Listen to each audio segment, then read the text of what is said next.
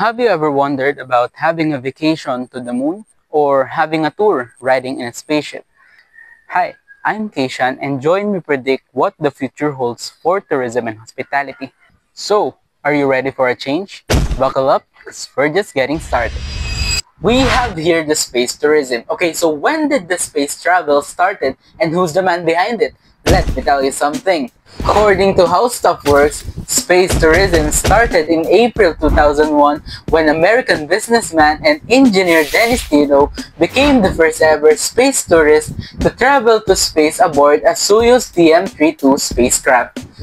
Well, in my opinion, I think Dennis Tito is rooting for more aside from the common travel, common transportation, and common destination. I think he wants to explore and figure out, I guess, if the idea of space travel is possible in the future.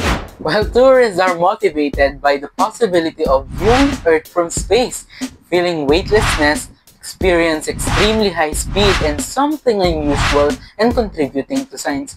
Iba yung mga tourist natin ngayon, yung mga gusto, yung mga something unusual, yung mga bago, yung mga advanced. So, grabe naman mga something unusual, space travel talaga. So, parang dito rin pumapasok yung tanong na, what if may space travel na talaga ngayon or sumikat yung space travel talaga ngayon sa industriya ng tourism and hospitality. So, ano nga ba yung mga mangyayari, no? Yung parang mga field trips natin, yung mga travels, o yung mga tours na ginagawa natin. So, gagawin na natin siya sa space. So, parang yung pinaka-destination natin dito, yung moon. So, in 1997, NASA published a report concluding that the selling trips to space to private citizens could be worth billions of dollars. A Japanese report supports these findings and projects that space tourism could be a 10 billion per year industry within 2 decades.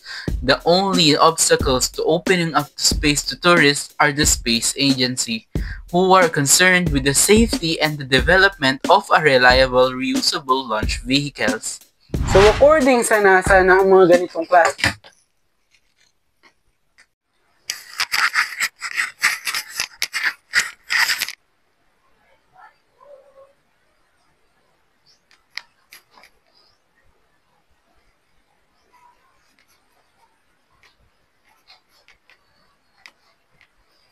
So sinasabi dito ng NASA na ang ganitong mga klaseng trips ay magkakahalaga ng bilyong-bilyong dolyar. At sinuportahan din naman yan ng mga Japanese reports na parehong sinasabi na ang ganitong klaseng trips or sa space tourism ay pwedeng magkahalaga ng $10 billion per year.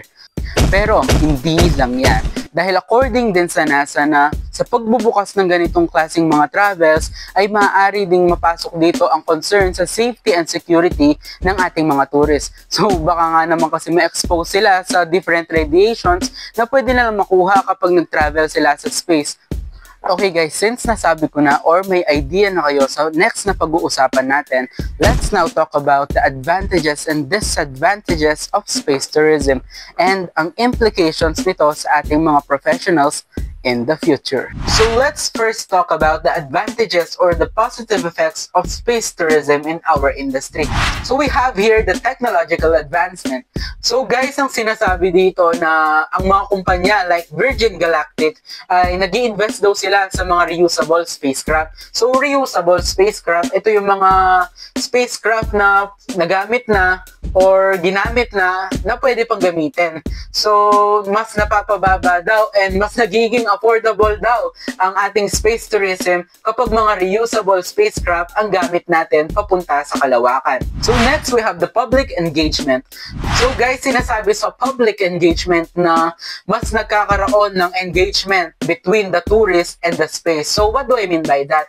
Nagkakaroon sila ng engagement since na-expose ang ating mga tourists sa space. So nagkakaroon or mas nagkakaroon sila ng interest sa about sa exploration sa ating space. And also, mas na-inspire daw ang ating new generations pagdating sa mga ganitong klaseng travels. So lastly, we have the economic growth. So guys, ibig sabihin na kapag lumawak ang ating industry dahil sa space tourism, dahil malaki nga namang operation ito, so mas dadami ang trabaho or mga job opportunities. So oo nga naman, no, mas lalaki, mas lalawak kasi mas malaking operation yung kailangan. So, meaning, mas maraming trabahador ang kailangan sa space tourism kasi mas malaking operation na yung mangyayari dyan eh. Marami nang gagawin, marami nang gagalaw. So, marami na rin pagtatrabahuhan since malaking operation yung space tourism. So guys, dumako naman tayo sa negative effects or sa mga disadvantages ng space tourism sa ating industry. So, we have here first the environmental concerns. So guys, ang pinupunto ng environmental concern from the word itself ay ang ating kapaligiran. So, mas maraming spacecraft, mas malaking spacecraft, mas marami din at mas malaki rin ang negatibong epekto nito sa ating kapaligiran. So, habang tumataas daw yung bilang ng mga spacecraft, ay maaaring magdulot ito ng polusyon sa ating atmosphere. So next, we have the accessibility and equity. So guys, ang pinupunto dito nito ang pagkakapantay-pantay natin sa accessibility sa space tourism. So, ang sabi dito na mas mayaman, mas may access sa space tourism. So, paano naman yung mga limitado lang yung pera? Eh di hindi nila na-experience yung once in a lifetime experience. So lastly, we have the safety risk. So guys, ang pinupunto nito dito ay ang safety and security ng ating mga tourists during the space travel. So habang naglalakbay daw ay may mga nakaambang panganib or mga health hazards sa ating mga tourists. So I think ito yung mga radiation na bawal sa mga tao. So dapat mas pag-aralan pa ang mga negative effects ng ating space tourism para maging ready ito sa future. So guys, personally, na hindi lang dapat tayo maengganyo sa mga ganitong klaseng inventions. So, porket na rinig mo na space tourism, wow, malawak ang sakop nito. So, hindi lang dapat tayo maengganyo sa mga ganyan. So, hindi ko naman sinasabi na disagree ako sa pag-provide or pag-produce nila ng mga ganitong klaseng inventions. So, ang pinupunto ko lang na dapat may mas malawakang pagsusuri kung gusto nila na suportahan ng mga tourists ang gantong kalalaking operations. So, by the way guys, Merry Christmas! Sem break na!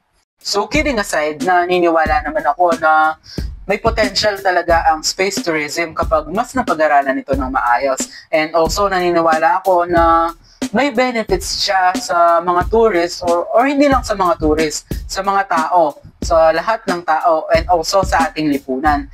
And I think mas maganda siya na kung ang benefits niya ay direkta sa ating industry. So, mas mag-grow ang industry ng tourism and hospitality kapag natuloy or naging possible ang space tourism. So, in my opinion lang. And that ends our futuristic travel about the future world tourism and hospitality issue. I hope you enjoyed and learned something in this video. Well, I think these trips are the beginning of what could be the future of tourism and hospitality industry when it comes to travels. So, let me know yours.